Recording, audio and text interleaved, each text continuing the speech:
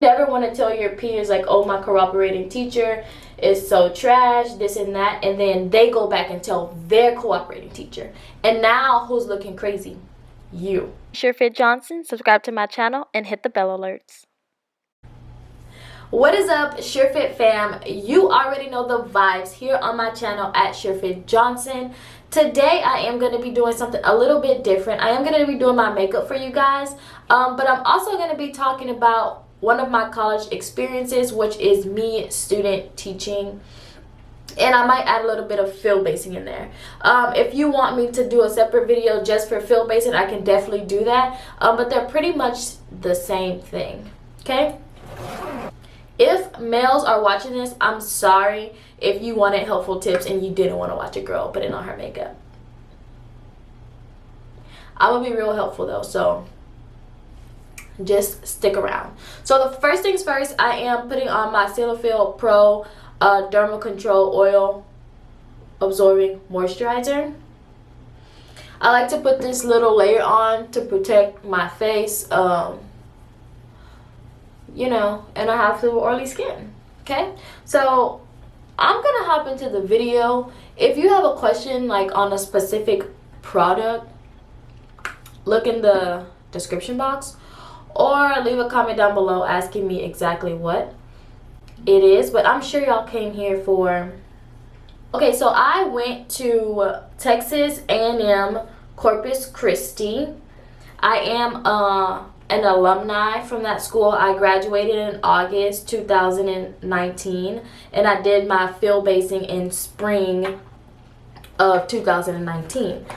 So why didn't I graduate like right on time? It's simply because I had to take some summer classes because I was a transfer student to Texas A&M Corpus Christi.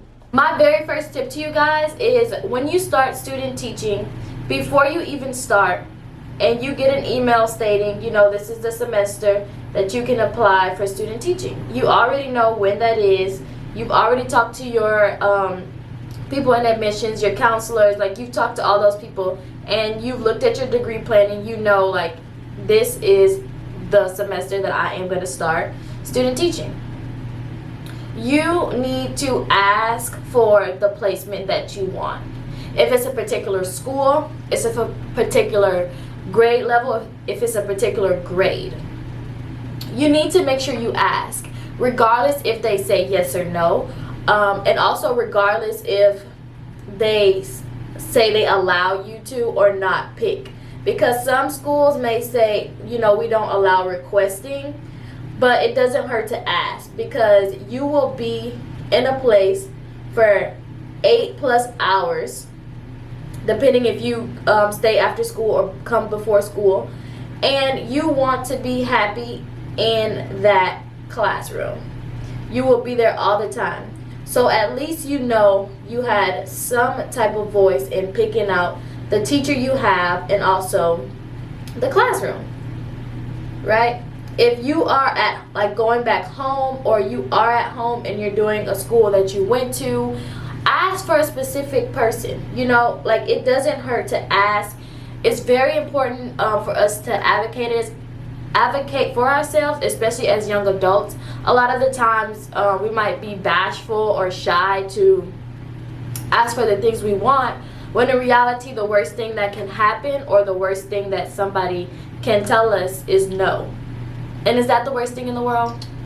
No, it's not. You know, it's like, at least I tried and I applied that pressure, okay?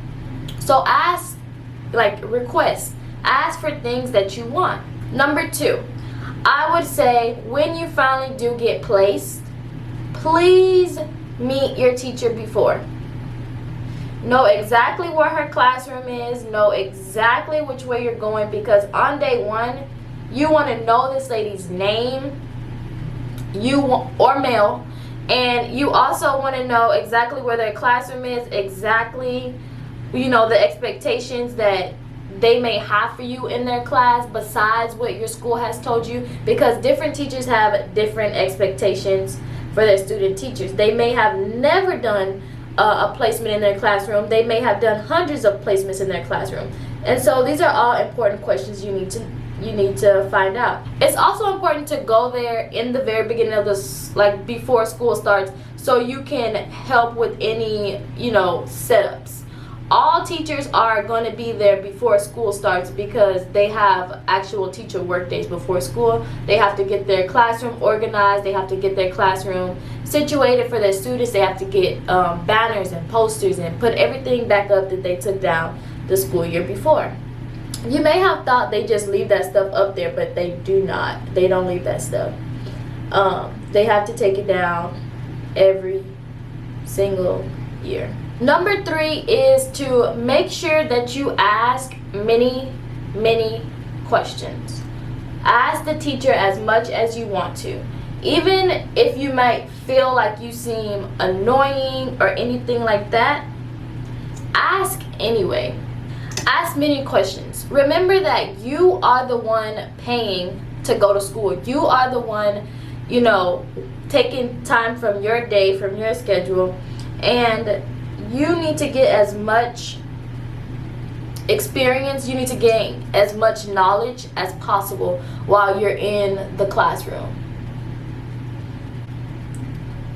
And you won't if you don't ask questions, if you don't pick your teacher's brain. To always dress professionally. I don't care what field you're in, and I don't care what you're doing.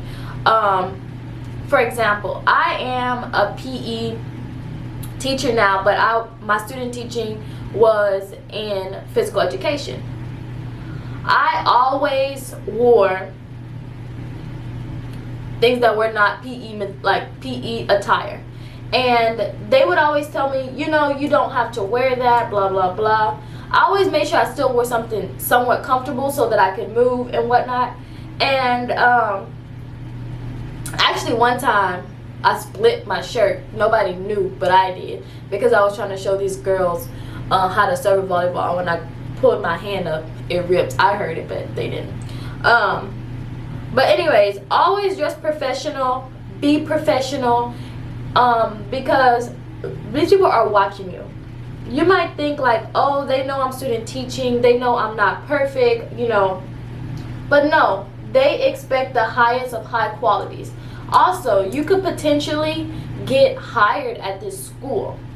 You might think like, oh no, I'm not from here, I want to go back home, and that might be the case.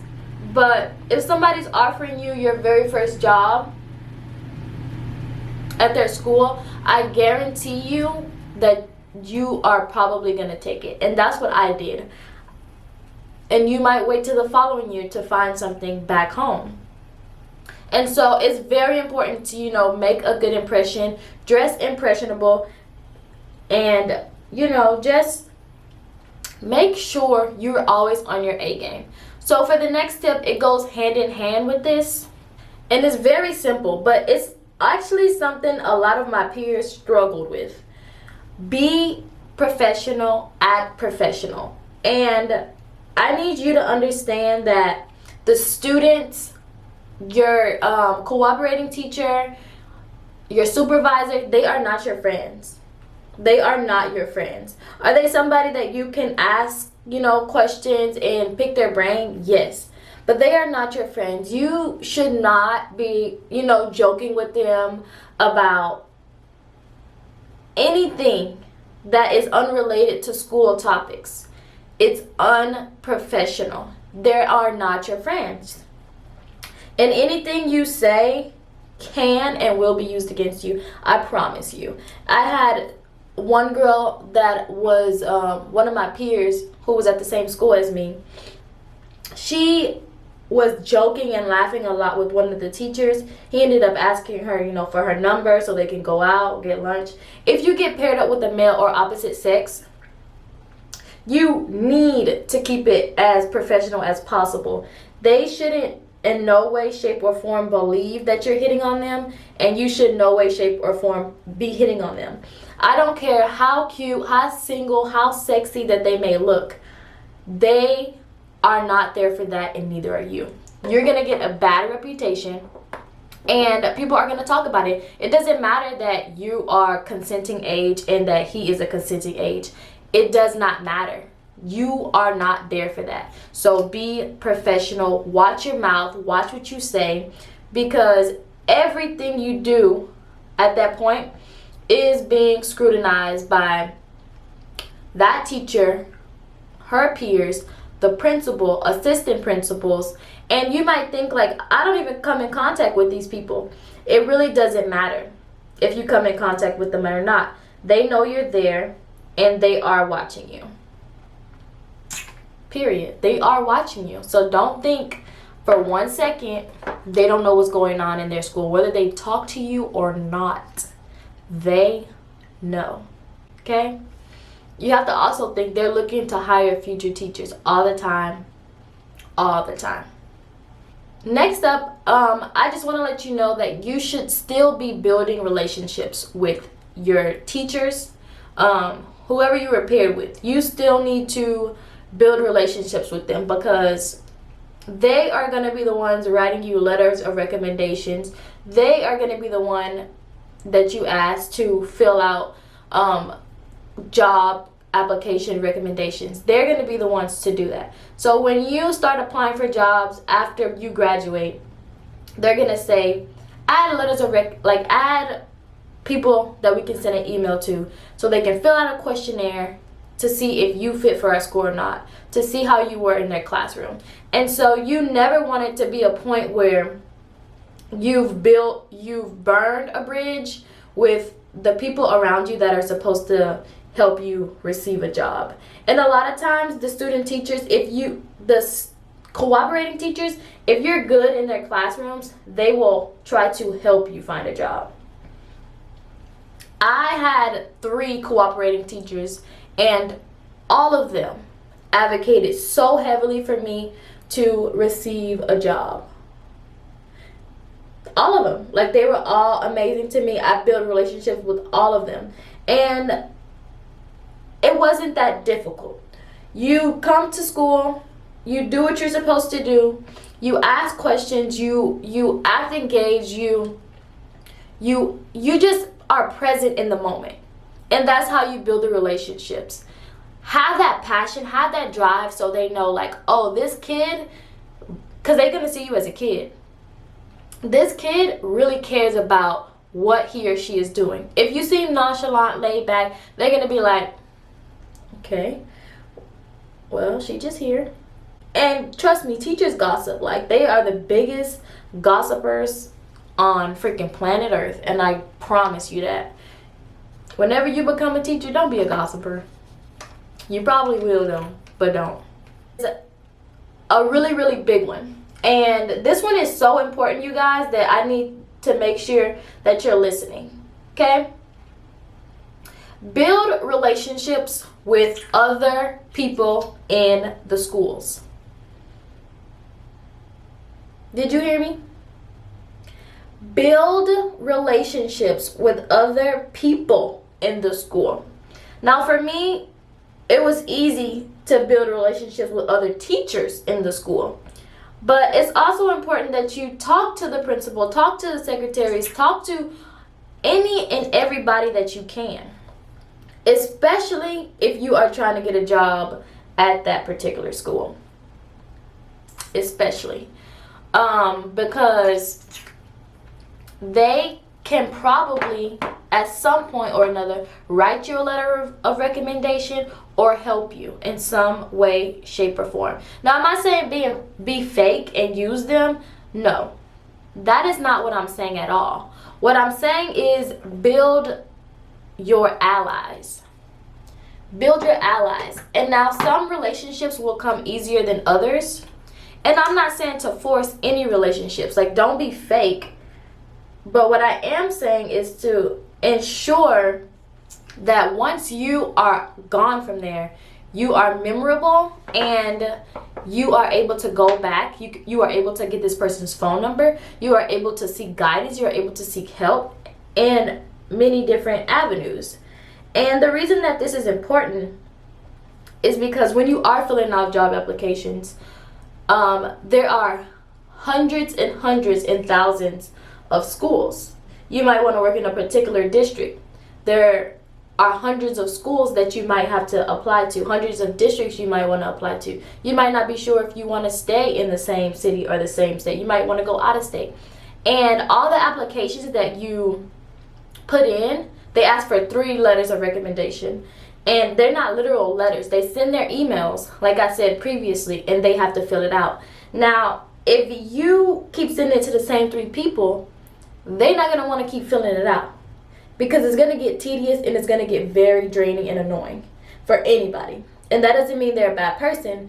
That just means like they're busy. Nobody wants to sit there and fill out a freaking survey 100 times. So you need to be able to make sure you have different people to send it to.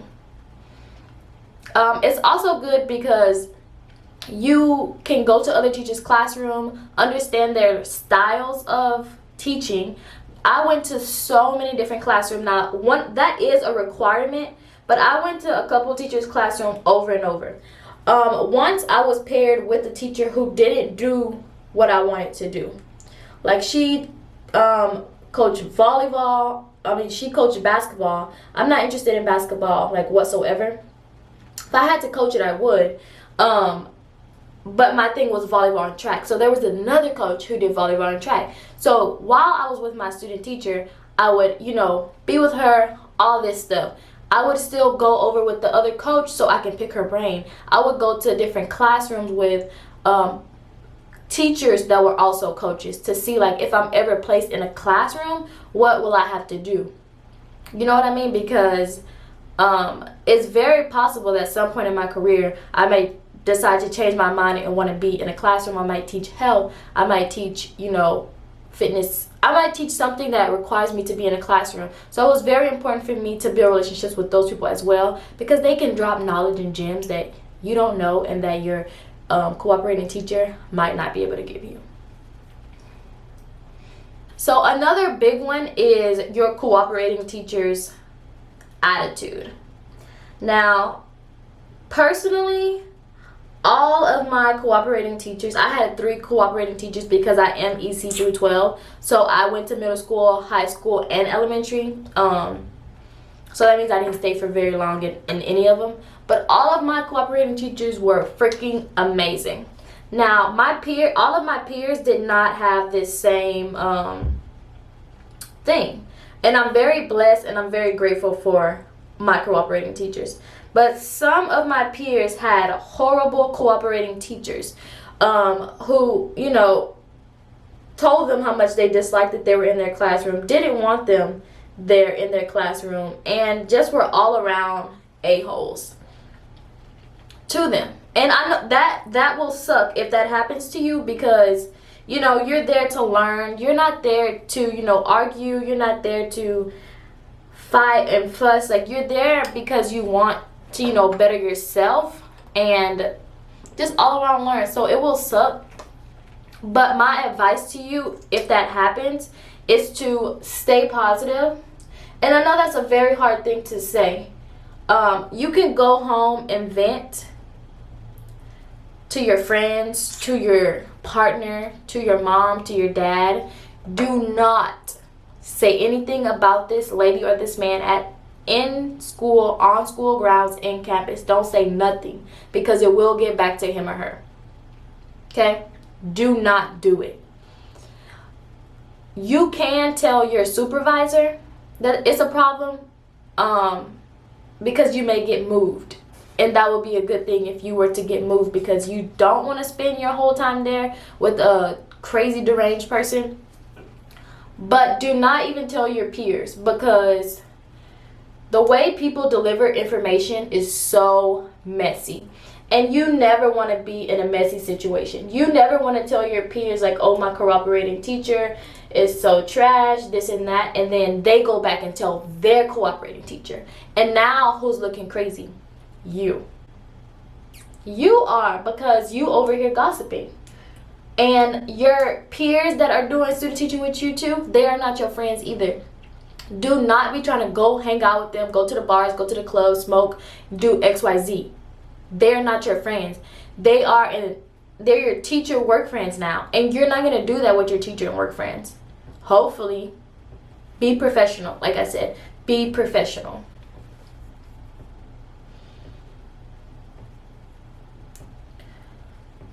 To elaborate on, you know, your teacher having an attitude, or them doing stuff in the classroom that you don't 100% agree with, it doesn't matter if you agree with it or not.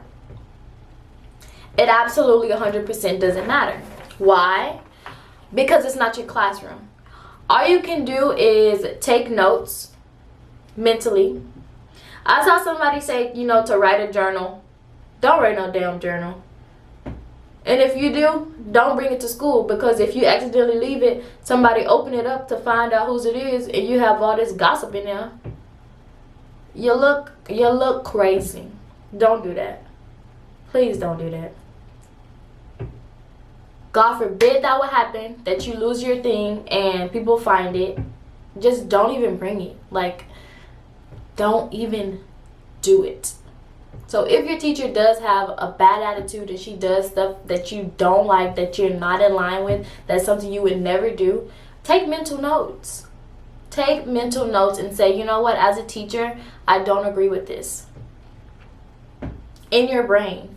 And you need to like understand, you are not the one that's responsible for these students. She is. And so yes, you might feel like you have an obligation and a duty, but you don't. Your duty is to sit, listen, learn, look, and that's it. That might sound harsh, but that's very, very real. Okay, so how to deal with rude and disrespectful students.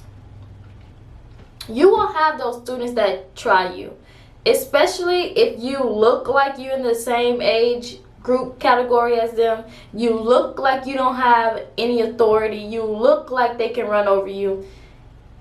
They are going to try you. Personally, I'm 5'2", and I'm 140 pounds. Then I was smaller. And the students thought that I was a new student. They wanted to be my friend, you know, which worked kind of in my benefit. But they thought I was a new student. They thought like, oh, this girl's so pretty, she's a new student, let's be her friend, blah, blah, blah. Like I said, it did work to my benefit, but I also had to let them know I am not a student, I am not your friend, and I'm not here to play with you. You know, but you can say that in a way that's not rude enough for them to be like, you know what, I don't like this lady, I don't like this man. You still have to say it in a way that, you know, is professional, but also very serious. And you also have to follow that along with your actions. Because if your actions don't align up to what you're saying, then it really don't even matter what you're saying. It just doesn't. Hey SureFit fam, this is yours truly, SureFit Johnson, and thank you so much for clicking on this video. Welcome to my channel, and if you want more information about this makeup look, or even more information about student teaching, leave comments down below and I will gladly answer them quick, fast, and in a hurry. Okay, so this video is going to be, I think, a part 1, because I finished my makeup and I still had a lot more to say.